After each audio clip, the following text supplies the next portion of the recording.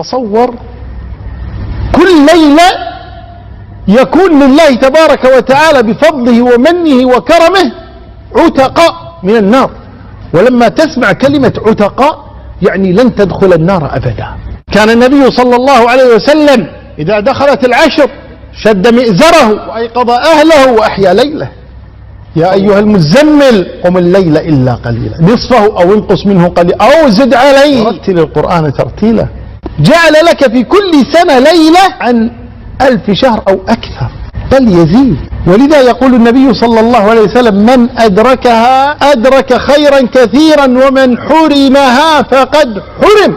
تقول عائشة أمنا رضي الله عنها للنبي صلى الله عليه وسلم أرأيت إن أدركت ليلة القدر فماذا أقول؟ قال قولي اللهم إنك عفو تحب العفو فاعف عني. دعاء يكثر الإنسان من الدعاء. هذا الشهر يعني شهر رمضان هو شهر الذكر، كثار فيه من ذكر الله، شهر صلة الأرحام، شهر البر، شهر الخير. أي خير تعمل في هذا الشهر فالله يجزي به سبحانه وتعالى.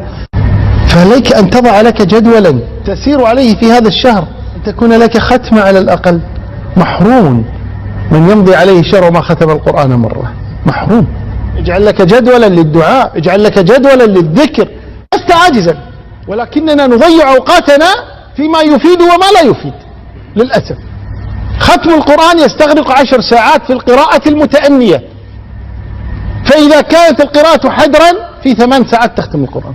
امرأة أعرفها في كل يوم ختمة، إلا في العشر الأواخر ختمة ونصف ما شاء الله. الآن في زماننا هذا موجودة. أم عيال ليست أقوى منك ولا أحسن منك ولا أتقى لله منك، والتقوى محلها القلوب. فعلى العاقل منا أن ينتهز هذه الفرص ويستثمرها لأنها فواتة. عندما تقول فرصة أي لا تعود. رمضان الذي مضى فات،